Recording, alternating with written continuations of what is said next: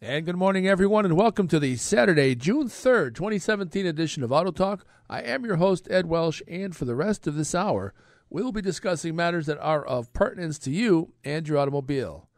As always, we hope to impart to you some useful automotive information and perhaps provoke some automotive conversation on this somewhat sunny and somewhat cool but dry Saturday morning in the Mohawk Valley. And hope we get settled in with some nice weather soon. I don't think anybody's air conditioning bill is going to be very high for the month of May because I don't think anybody got to use their air conditioning. So hopefully we have some nice weather ahead of us. We got lots of stuff to talk about today, but I'm going to ask a question, and you're going to have to think about this yourself. We're going to talk about how many of us actually continually drive our cars on empty. Now, according to a recent survey from AAA, about 11% of American drivers continue to drive after the low fuel warning light turns on. Now, do you do that? Now, obviously, you say to yourself, well, Ed, listen, I just put gas in as I need it, and why do I want to keep $20 or $30 worth of fuel in my gas tank and tie up my money? Or maybe it's like, you know what? I just want to buy gas as I need it, and I don't drive very far. Maybe if I was going to leave on a long trip, sure, I'd fill up the gas tank. But if I'm just going back and forth to work and I'm only driving 5, 6, 10 miles a day, I just keep the tank low. Well, a lot of people do that. Obviously, 11% of everybody driving does that. And you know what? For many, many years, it made no difference. If you had a little bit, you had a lot. It was an issue in the old days in the wintertime before we had ethanol-laced gasoline. But in a modern car, it shouldn't make a difference, right? Well, guess what? Being resourceful and delaying your fuel expenditures may cause you more harm than good. As a matter of fact, not only could you put yourself in a dangerous situation, but you could result in some very costly repairs. So I want to talk a little bit about the potential costs of running on empty for too long. Now, as I said earlier, the old days didn't matter much. Fuel pumps on old cars, for the most part, were mounted in the engine or in the engine bay, even if they were electric. And, the gas would come out of the tank and flow downhill towards the fuel pump, and that was the end of that. And as long as you weren't totally out of gas, it wasn't a big problem. On modern cars, fuel pumps are inside the gas tank. Literally, I would say over 95% of them. And these pumps require a constant flow of fuel to lubricate and cool them during operation. So the pump that lives inside the gas tank actually uses the gasoline as a lubricant and the coolant for itself while it's running.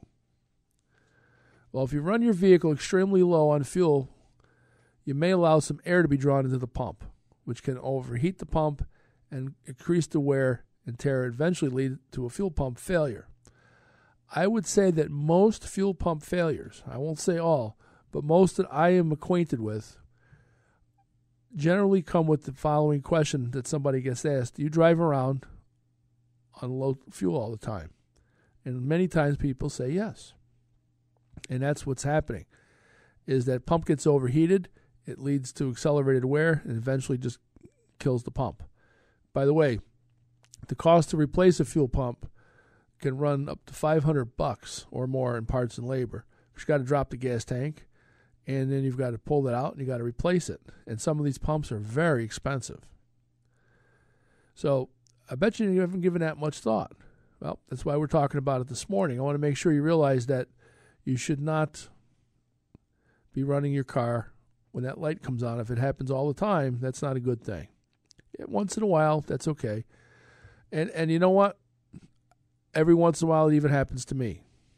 I forget to buy gas, and next thing I know, that light comes on, and I said, son of a gun, I get some gas today when I get out of work. But that's not something you want to habitually do, especially at highway speed, where you're really running fast and that pump is working. Now, I also talked about a little bit of dangers of running out of gas. Running out of gas is not a fun thing. And if you've ever been stranded on the side of a road for running out of gas, guess what? That's not a good thing. If you're on a place like the New York State Thruway, or a place you're on a highway where cars are going by at high speed, I cannot tell you a more dangerous place to be standing around or sitting around is the New York State Thruway on the side of the road. You probably didn't know this, but it's illegal to be a pedestrian on the New York State Thruway. It's illegal. And the minimum speed on the Thruway is 45 miles an hour. So, obviously, the place is designed for high-speed travel of cars and trucks. In addition to being a pedestrian in a place you don't want to be a pedestrian, imagine if you're, going down a hill and your car stalls and you're at 40 or 50 miles an hour. All of a sudden, you've got no power steering, or your power brakes don't work anymore because the car died and you ran out of gas. Well, do you know how to react to that quickly and safely? Many of us do if you're an experienced driver. But what if you're a fairly new driver? Do you know what it's like to drive your car without any power? Again, a good time to learn that is not when you run out of gas, right? You don't want to learn that in that way. So you could put yourself in a dangerous situation in a variety of ways here, either as a pedestrian stuck on the side of the road, a high-speed road, or just driving, and all of a sudden you can't steer your car or stop very well because it's stalled out in the middle of the road while you're driving at speed. So these are things you want to consider. Fortunately, running out of gas situations can be avoided by simply keeping an eye on the fuel gauge. Now, what do we recommend? We recommend that you keep at least a quarter tank in the fuel tank. In other words, quarter tank. Most vehicles today, I won't say all, but most are carrying between 12 and 16 gallons of fuel. Obviously, there's some big trucks that have bigger tanks, but if you're driving a small SUV or a mid-sized car, you probably got a 12 to 14 gallon gas tank. Maybe even 16. So a quarter tank means you're running with 4 gallons of gas or 3 gallons of gas in there. And at $2.50 a gallon in round numbers, it's not a harsh investment to keep that much gas in the vehicle. But certainly you can have some little bit of peace of mind that you're not going to run out of gas and put yourself in a bad spot.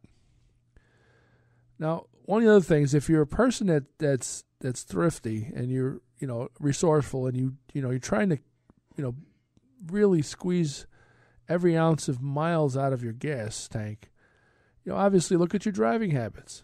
Do you make quick starts, sudden stops? Do you drive? I tell people to drive in the city much like you have an egg on the gas pedal between your foot and the gas pedal. In other words, you squeeze it at all, it's going to break the egg, right? But if you just gently move things, maybe you're not going to break that egg.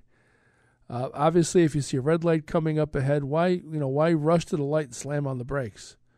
I tend to see a light changing, and I just let my car coast to the light, rather than slam the brakes like I'm coming in for a pit stop at a racetrack. And of course, again, once the light turns green, consider the egg under your foot. Also remember that even if you're driving on the arterial, you're on 840, you're driving around Route 12, when you exceed 60 miles an hour, pretty much the efficiency of your vehicle the curve changes greatly. I know my vehicle at 55 miles an hour at a steady pace will easily get 32, 33 miles to the gallon. I know that at 65 miles an hour, it's around 28. That's a pretty big difference, and if you add it up over time, do you need to go 60 miles an hour down the arterial or 70 miles an hour? Again, it's just a question. I try to reserve higher speed driving for places like the Thruway where I'm going to go distance and I know that I'm going to drive with traffic, so I put the cruise control on and just forget about it and realize it's not as efficient as it would be elsewhere. But that's okay. But if you do those things, of course, and pay attention to that on a regular basis, you will save some money on gas.